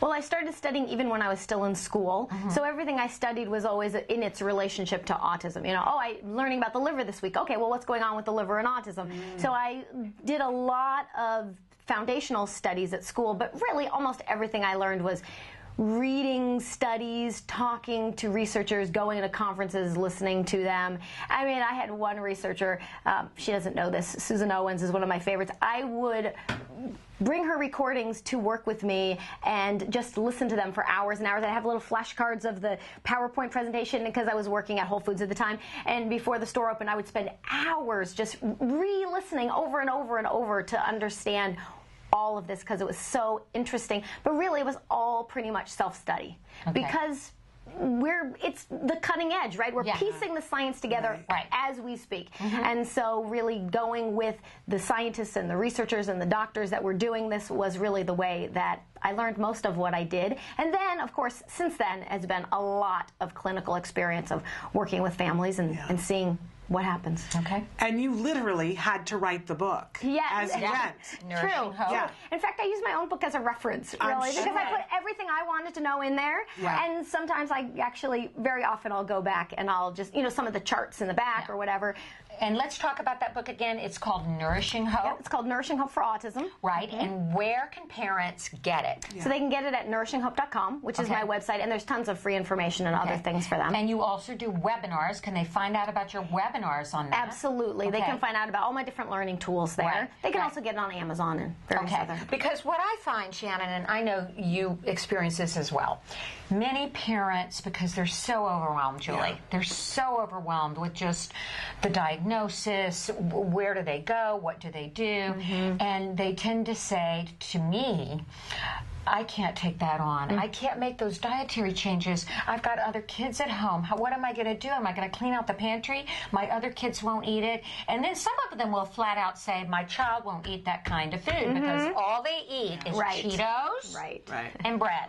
Right, and cheese, chicken nuggets, and milk, and everything that they're craving with gluten and dairy. Can I ask, why do children that really should not be eating these foods crave those foods? Yes, good question. That's actually fairly common in the world of nutrition and diet for some reason. It depends on the reason. In the case of gluten and casein, it's because for some of the children, they're actually creating opiates, forming opiates from those foods, and literally it's like being on morphine or heroin. They're all opiates, and so they are addicted to the foods. Right, so those opioids, they form something in the brain that makes the children more autistic, but for the child, that's a euphoric feeling. Yes. For us, that's if you give my child a milkshake, forget it. I mean, I'm going to have 4 hours of woo, woo, woo, not to mention diarrhea. Right. So it's literally something they're craving. Yes. So that's a hard thing to get them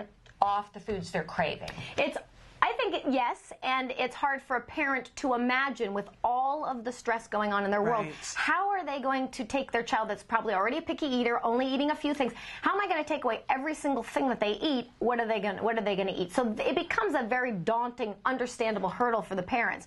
But what I try to encourage them is, on the other side of that are so many improvements that a lot of the overwhelm goes away. And then as you do the diet for a while, as you probably can attest as well, it becomes second nature. It doesn't become much more difficult than any way you would feed your child at the beginning. And you know what? Somebody said to me, a very powerful statement, if your child had diabetes, you would not let them go eat all the sugar in the world. Right. Because you would consider it a life or death situation. Absolutely. this should not be any different, in my opinion. Absolutely. I had a couple of battles with my mother because my mother would say to me, well, when is he going to get to eat ice cream? And I said to her finally, the thing that she began to understand, I said, you know what, Mom, he can have ice cream today. He just won't be able to talk for 2 weeks afterward. And she went, oh. Okay, that took care of that, and she never worried about that again. I know. I remember complaining to Dr. Andrew Levinson, our biomedical doctor. I can't take him to birthday parties anymore. He can't eat the cake. And he goes, consider him lucky. Yeah. Because all those other kids that are eating all that, that sugar and junk, they're just, they're poisoning their bodies. Your child is, you're taking care of your child. Absolutely. And turn it from something that's, a burden to something that actually you're doing great for your child. Right. Or you feel like, oh, well, I'm not being, maybe I'm, not that you're being a bad parent, but you feel like, oh, what they wanted and I want them to have it. But really the opposite. Yes, but really the opposite is true, is that you're, feeding them with love by not feeding them all the garbage, but feeding them the healthy foods. Yes. I think you've hit it on the head, this emotional issue. But I think we should take a break, and when we come back, I want to talk about why you're in LA. Okay. What you're doing this week, because it's very exciting. And we're going to talk more about all the different things that you cover in your Parents' Guide. Yes, some specifics. Yes, some very good specifics. All right, stick with us. Hi, I'm Shannon Penrod, host of Autism Live. As the mom of a young man on the autism spectrum, I frequently look to the world and hoped for compassion. Well, recently I told my son that he should treat others the way he wants them to treat him. That's when I realized that it's high time that I start walking my talk. This April, for Autism Awareness Month, Autism Live is asking everyone to perform an act of compassion. Do something nice for someone else. That's why I've decided to shave my head to show support for a young dad who's fighting brain cancer. How will you show your compassion? Compassion is a tool of change, but only when we take action. How we treat others teaches them how to treat us in return. This April, the autism community has the ability to lead by example by putting compassion in action. This can be a small act or a large one. It can be close to home or towards someone on the other side of the planet. If we all perform an act of compassion, who knows? We might just change the world. Get involved and show us your compassion in action on Facebook.com/AutismLive. And tune in on April 8th to watch me shave my head live on the air.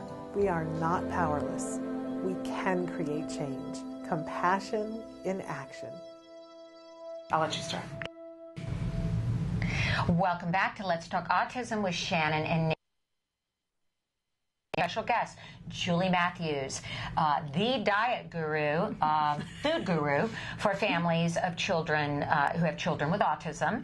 And her work is really, you're a pioneer in the field, and you've kind of written the book, Nourishing Hope for Autism. And you're here to share your wealth of knowledge with us of everything you've studied and learned about how dietary interventions can help our children function better.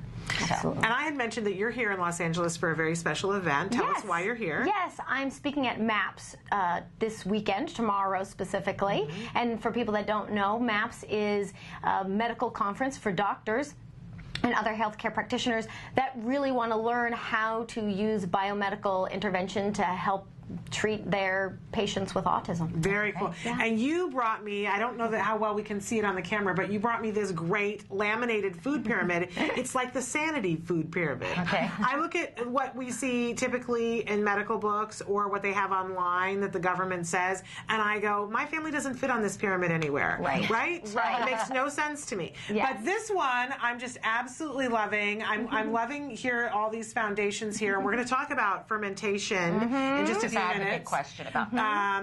But really amazing. I don't see a loaf of bread on this chart. No. And I remember being a kid and seeing the loaf of bread and being some crazy amount of like 11 slices of bread. Right, the whole bottom. And I don't see milk, except for raw dairy. Well, you know what? There's it's it's over here. When tolerated. Right. I love that. That says only when tolerated. That it automatically is saying to us that this may or may not work for you. Yes. It's gluten-free and soy-free. I don't think that those foods are really healthy for anybody. And for the most part, people with autism don't do dairy. But I realized that the food pyramid not only works for people with autism, but really a broader range of parents I work with that are getting pregnant again. And so not everybody needs to avoid dairy. So that's why it's kind of on there, sort of on the fringe. Yeah, absolutely. And so you say avoid gluten and soy, avoid casein as needed, refine peroxalates, how do you say that word? Salicylates, starches, and grains, because those have been shown to exacerbate autistic behavior. Yeah, they're at the top. What I did was I looked at, because I don't work with just one diet, I work with all the different diets. So I started to think about if I were going to create a food pyramid that was actually going to work for families to help them kind of visualize the healthy foods, what would it look like? And so I took all the diets and I put the ones that were easiest to digest, most nutrient dense, and created the least reactions at the bottom of the pyramid. That's why animal protein, meats, and vegetables are at the bottom. You'll see at the very top gluten-free grains are at the top because some people can handle them and they could be a part of a healthy diet. Some people don't handle them very well, and it's more likely that people might take the grains off. So they're usually either in smaller amounts, or in some cases people might take them off altogether. Now, what about the raw dairy? Well, what would you like to know? Well, I'd like to know, my child has been GFCF since he was 3 years old. He's 11 now. He has been drinking soy, which I'm going to try and wean him off now. I have that information. Is raw dairy tolerated by a child that can't tolerate casein milk? Good question. Not necessarily. In my chart on the side is sort of both dairies on the side, and then if you're going to do it, consider raw. Raw is, for the most part, easier to digest, and it has much more nutritional value. So if you live in a state where you can get it, where you feel you have a safe, clean source of it, and you are tolerating it, there are a wide range of tolerances. There's, I think, cow's milk, which is more difficult, goat's milk, which is a little easier, and then I talk also about camel's milk. So there's a wide... Camel's milk is like the big thing now, isn't it? It's very interesting. It's what we've found is that a lot of the kids that can't tolerate casein in all the normal forms, for some reason, camel is different, and many of them are able to tolerate that, and it has some interesting immune properties. So and raw is typically easier to digest than pasteurized. So there's kind of this range of possibility. What I found, though, for my kids with autism is that most of them, with the exception of camel's milk, really don't do well with goat's milk or even raw milk. There'll be a percentage that do better, but I feel hesitant sometimes to even say that, because a lot of times new parents will try to just switch to, say, goat milk or something instead of giving the dairy-free a chance. So really the true test is completely no animal milk of any kind. Now, I give my son a little goat cheese on occasion, and he seems to tolerate it. So that's something he does seem to tolerate. We don't do that, but I envision, somewhere down the road, 5-10 years from now, I'm going to have a camel in the backyard. My husband laughs and says. Now, what about the importance of grass-fed animal foods? Yes, they are so much more nutritious, and kids with autism, if they tend to be picky eaters, they don't eat maybe as many vegetables as we'd like and other things like that. Actually, grass-fed animal food has much higher levels of vitamin A and vitamin D and the good fatty acids, as well as protein and other things that we need. Much better ratios of those types of things, sometimes 5 or 10 times more, whether it's grass-fed meats or pastured eggs, those kinds of things. So if you know your child will already eat a hamburger or an egg, might as well make it 5 or 10 times more nutritious than it would otherwise be. So make it grass-fed, or what kind of eggs? Pasture-raised eggs. Pasture-raised. It's kind of like grass-fed for chickens, but chickens don't really just eat grass. And let's talk about fish for a minute. With all the controversy about heavy metals and mercury, how do we get our children fish? What type of fish should it be? Yes. Well, there's a couple things. I always say that if it's very individual if someone's going to do fish given their heavy metal burden and those kinds of things. But the smaller fish, salmon, something that will have a good omega-3s and not very much mercury. I love sardines. I took sardines with me down here because they're so easy and portable. And actually, when I was a kid, I ate sardines. So I try to tell parents, give kids a chance because you might be surprised. But probably my very top thing that has been my daughter's favorite. She's 3 now. Yeah. And it's been She's her adorable. It's her thank birthday you. today. Yes. It is her birthday. Yes. Ruby, happy birthday, Ruby. Happy birthday. It's really exciting. So since she was 10 months old, I've been giving her fish eggs. You know, when you go to sushi, you get those little salmon roe. Right. And she is crazy and over them. In fact, her favorite thing to do on a Friday after school is to go out to sushi and have fish eggs. She orders them herself. She loves them. And they're really rich in vitamin D and fatty acids for the brain. They're almost like little natural fish oil balls. They're just really good. And they're salty, and she loves them. My son loves salty fish. Oh. Yeah. Well, you might try them. We'll try the fish eggs. Yeah. My son loves his seaweed snacks, so maybe because they kind of the same taste with that. I have a question about the salmon, though. Yes. We farm raised or only wild? Only wild. Okay. Yes.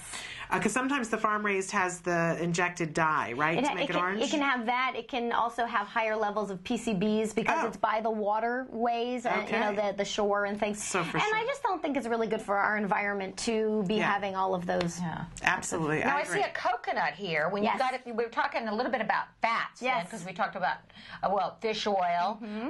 You've got avocado, olives, coconuts. Now there's a big trend now to coconut milk. I had some on the marathon route. Man, did it refresh me. I'll bet. And is coconut milk and coconut oil and coconut tolerated generally by our children? Typically it is. You know, there's always people that have increased rates of allergies, and some kids that have lots of them might not be able to handle it. But for the most part, it's tolerated pretty well. It's got good fats in there, the medium chain triglycerides that are really easy to digest and provide some good energy. The just all the caprylic acid and things like that can actually help kill yeast.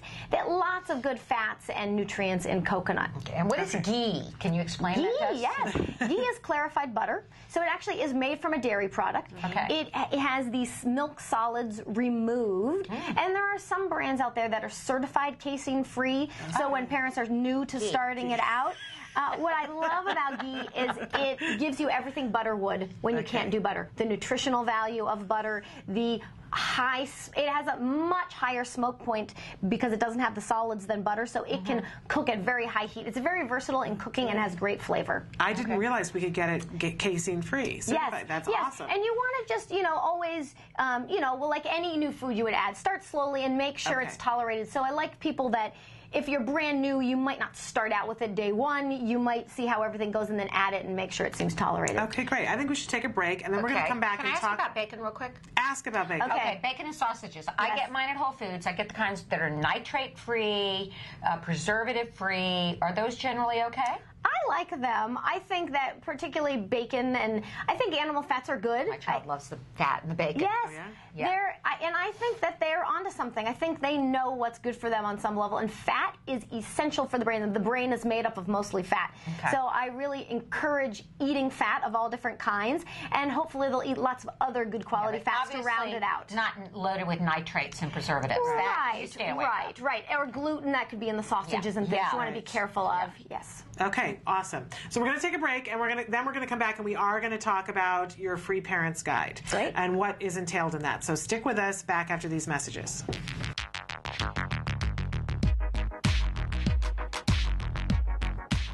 Every child with autism deserves a bright future. Without further clarification, the Affordable Care Act could actually result in less benefits for individuals with autism spectrum disorders. We urge Catherine Sebelius to clarify the Affordable Health Care Act. She can make one change, one little minor change, to make applied behavioral analysis be part of the health care plan.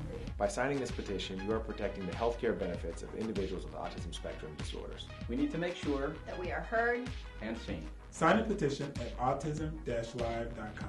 Here's how you can show your infinite support. Create your own infinity ribbon. What you're going to do is take a ribbon that's been cut about 8 inches long, and you're going to grab one end and then twist it, and then take the two ends and join them together, and then take this together, and then I'm going to flip it around and take another piece of tape, and what I have is double-sided sticky tape. Squeeze down. You have your very own infinity ribbon. With ABA, the possibilities are infinite. With ABA, the possibilities are infinite. With ABA, the possibilities are infinite. With ABA, the possibilities are infinite. With ABA, the possibilities are infinite. With ABA, the possibilities are infinite.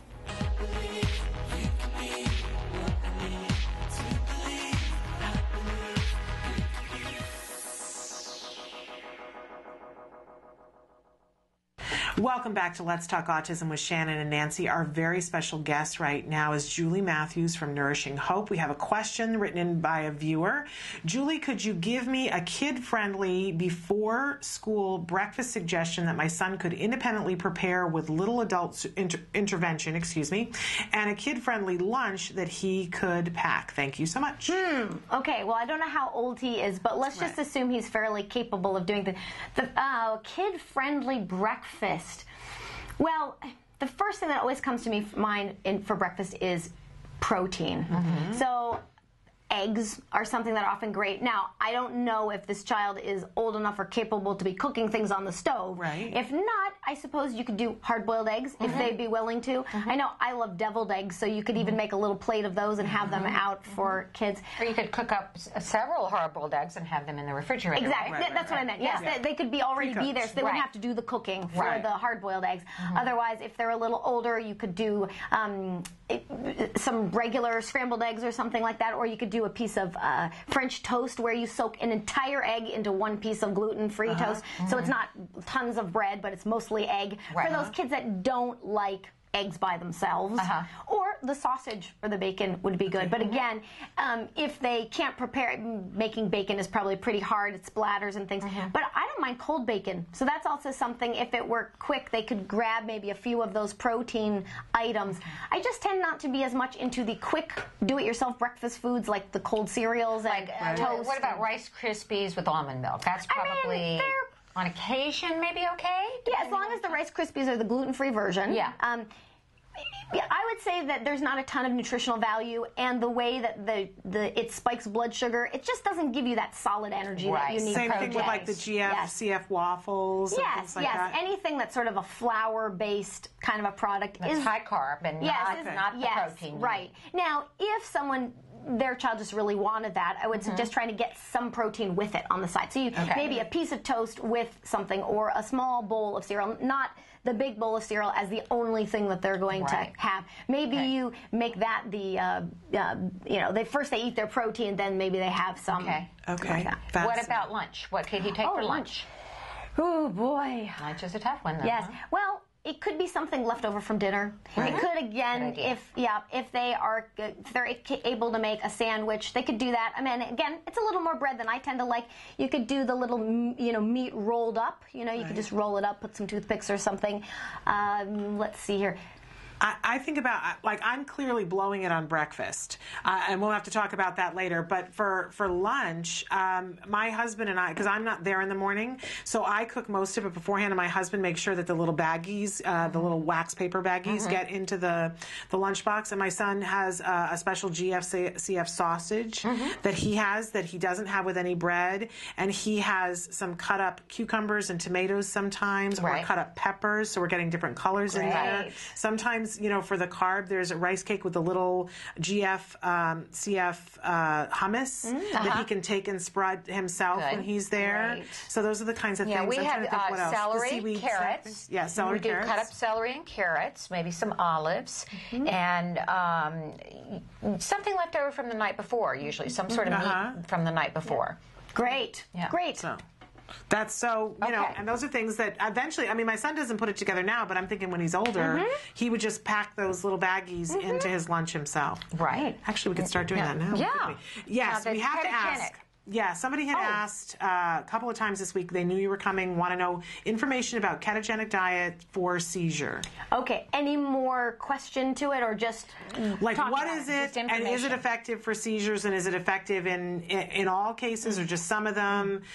Suggestions for how to implement it, but what is, I'm not sure I even know what it is exactly. So a ketogenic diet is a diet that's often used for seizures, and what they found out is that what they do is that instead of using glucose to fuel the brain, they use ketones. So if you think of the Atkins diet, where it's at the beginning really low carb and you go into ketosis, that is intentional for the ketogenic diet, so they keep carbohydrates very, very, very low. Okay. To 20 grams or something. I mean, a very small amount. And then they have certain ratios of fat. They do mostly fat, and then they have some protein. There's also modified Atkins diet that some people use instead of a ketogenic. Just different versions and different rules. Would the paleo diet be somewhat ketogenic? Well, not necessarily, because it has a lot of the similar foods. It has vegetables and fruits and things, but they do vegetables and fruits in much higher amounts. When you're on a ketogenic diet, you actually can only do very small amounts of vegetables because that's how low carb it is. Wow. Maybe a couple servings of non-starchy vegetables a day would meet those carbs. So I'm guessing you really have to have some doctor supervision. Absolutely. On there's medical supervision. There is an initial sort of fasting phase of the diet. It's pretty heavy duty. It's serious. You want to work with trained people and have a doctor that's supervising it. But it has shown to be very effective for seizures that aren't being able to be addressed or treated in another way. Certainly worth a try, though. Absolutely. It is something to consider. There are, just like anything, well, I should say, there are some long-term challenges with the diet. Right. But for people that have intractable seizures, this is a wonderful, wonderful. They're willing to make that trade-off. Okay, great. Wanted to get to, what are some of the symptoms that someone might see in their child that would suggest that maybe they would benefit from dietary interventions? I mean, would they be having stomach issues? Would they be having rashes? Would they be having dark circles? Any of those symptoms? Any of those would lead me to think there could be a dietary component to having it. diarrhea. Yeah, digestive. Yes, definitely. Spaciness, giddiness, hyperactivity, inattentiveness, aggression, irritability. And absolute no-nos are food coloring. Absolutely. Sugar in any concentrated form. High fructose corn syrup, right? Yes. What are any other absolute no-nos? Well, any of the artificial colors, flavors, or preservatives. Okay. All of those. Anything. MSG or MSG. Most of our food today. Everything in the grocery store. Everything in the grocery store, yeah.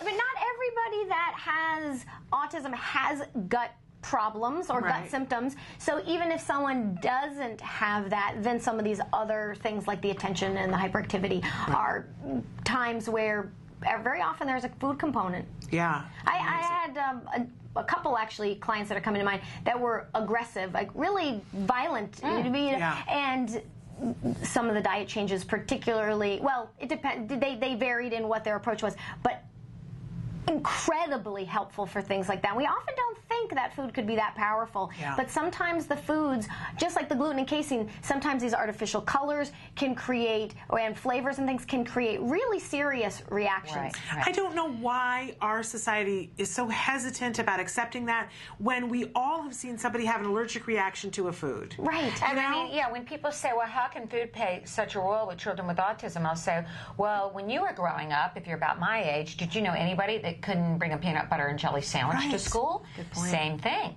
So, but one thing very important, because you hear so much, I hear so much, it's too difficult. It's too difficult. How can parents begin to this transition? Well, I think one of the easy things to do is get out the artificial dyes. Even before they change sugar, if I take my nutrition hat off for a minute, you can find a cookie, a candy, anything you want, chips that don't have the artificial dyes, the flavorings, the MSG. So without even the child really being aware that you're making any radical shifts, that is a really big thing you can change. And sometimes just from that, parents can start to see some good benefits. Now, you might need to take out the gluten and casein before you see the really big benefits, but it depends on the person. And I think it gives parents stepping stones and little things they can do, and they can start to see some progress and get inspired to keep going. Okay. Well, we keep promising that we're going to talk about your free parent guide. Yeah, and let me just say that one thing that really helped me, because I think, I don't think I could have done it without the help of an ABA-trained therapist that we had work with Wyatt specifically on food. And the way that she worked was we would have the preferred food, little bites of the preferred food, and we would have the new food. And he had lots of, like wanting to throw up or pretending he wanted to. He wouldn't eat the new foods. my son was a tough case. And I said, I was one of those moms, I don't know if he'll ever eat vegetables. But by slowly introducing, giving him a couple of bites of the new food, the cucumbers, the green beans, and then he got the bite of the chicken, it works. Yeah, it works. You can use your therapist to help you. Yes, and I know you've got some great guys. But let's talk about this because we're almost out of time. The Free Parents Guide, and there's 5 different segments to it. And let's have you briefly mention what those are, and we'll again remind you that if you're on our Facebook page, there's a link there that you can go to take you directly to the Parents Guide. Okay. So tell us the 5 different segments of your guide. Yes. So there were 5 articles I had published in the Autism File magazine, and they go, and you have here. So you'll help remind me why and how the diet works. Right. It goes into the allergies, food sensitivities, what people can do to substitute that. Okay. There's one on picky eaters. There's one on making the diet as healthy as possible, and there's one more fundamentals of implementing a special diet. Okay. So what can be helpful is for brand new parents or parents that are brand new to the diet.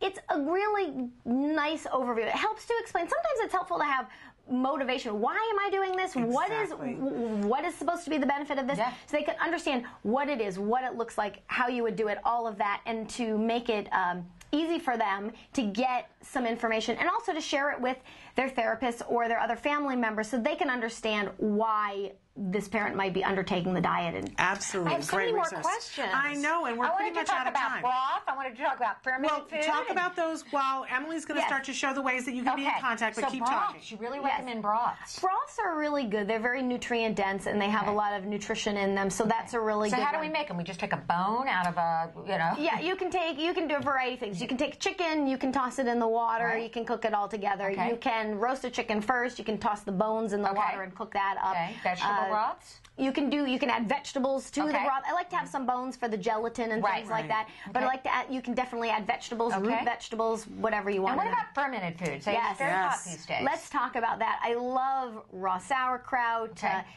kombucha, kefir, yogurts that are non-dairy. Really good, helps supply good bacteria for the gut, which is so important for all of us. We used to get this all the time when we were in the old days. Yeah. And it's really, really helpful for keeping us healthy. And there's ways to make it kid-friendly. You can buy them at the store. You can make them on your own. If people, and we had talked a little bit about this, I have a cooking course called Cooking to Heal, and I do about 45 minutes on sauerkraut. And one simple thing I explain in there is, okay, whether you make it yourself, like I'm showing them to do, or whether you buy it, you can take an apple or a pear and you can grate it, and then you can take half sauerkraut, half apple, mix it together. It cuts down the sourness some for kids that don't like the sourness at first. Very good. Awesome. And you recommend juicing? I like juicing. It's a way to get nutrients for kids that don't like the texture of vegetables. Right. It's a nice way to get some vegetables. We're out of time. But thank you for being here. I'll be back here tomorrow, and you guys can keep your questions coming in because we know where to find Julie. Yes. Okay. So until tomorrow, hug your kiddos for me. Thanks for joining us. Bye. Bye-bye.